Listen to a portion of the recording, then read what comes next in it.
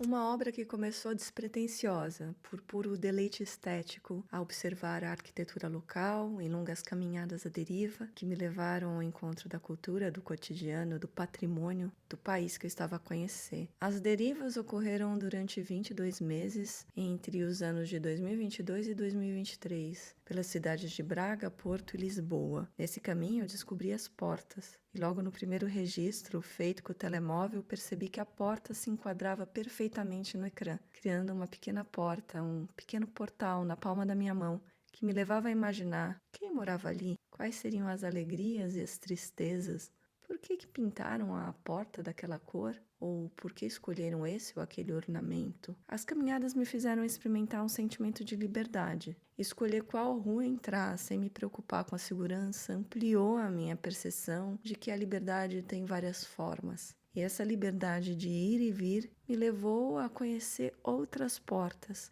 As portas degradadas, que estavam em abandono, fechadas por correntes. Os registros das casas em abandono, a crescente especulação imobiliária por empresas e o alto número de alojamentos locais transformaram o meu olhar inicial sobre a obra. O que começou com a apreciação do belo evoluiu para o envolvimento com a questão social da moradia. Nesse período, estava a estudar a Revolução dos Cravos, onde o tema da liberdade era central. Isso me fez perceber que o direito à habitação é uma necessidade básica, intimamente ligada à liberdade, segurança, à tomada de decisões. Decisões individuais que, levadas ao coletivo, estão ligadas ao futuro de um país, as potencialidades de uma nação. O preço da renda no lugar onde vocês vão escolher estudar faz vocês decidirem que curso ou que carreira vocês podem seguir? A universidade dá-nos grandes oportunidades de estudar, mas ainda não tem grandes respostas para com o problema da habitação e isso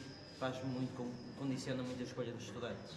Eu, por exemplo, se não fosse Braga, não iria para mais nenhum sítio em Portugal. E muitos se calhar preferem ir para a privada e estar à beira de casa.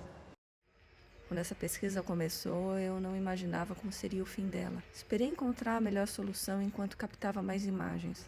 Ao começar a pesquisa de mestrado em Media Arts na Universidade do Minho em 2023, eu fui apresentada ao Software Processing e percebi que seria com ele que eu terminaria a obra. Eu tinha uma sensação de uma obra em movimento e com o Processing eu criaria um código e poderia acrescentar ou tirar as portas. A obra poderia sempre ser alterada. Trabalhar o código na opção da generatividade e da aleatoriedade também foi algo que transformou a obra. O código desenvolvido permite algumas liberdades à máquina para criar uma ordem com aleatoriedade que resulta em novas imagens que surpreendem. Eu decidi também usar a ferramenta de inteligência artificial para gerar novas portas, como uma solução idílica para o problema. Ao revisitar os comunicados transmitidos à população na noite do 24 para 25 de abril de 1974, eu descobri a importância histórica da casa na segurança do povo português. E nesse estudo eu percebi também que o 25 de abril é uma revolução com características muito particulares e que, na minha opinião, deixou um grande legado de cuidado e não violência, e que isso vem de encontro ao que vivemos hoje, onde grupos pregam a violência e a desumanização de quem pensa diferente. E esse discurso se espalha pela internet e coloca a civilidade em risco em todo o mundo. Essa obra é uma reflexão sobre a dualidade, a beleza das portas e a urgência da crise habitacional, a liberdade pessoal e a segurança coletiva.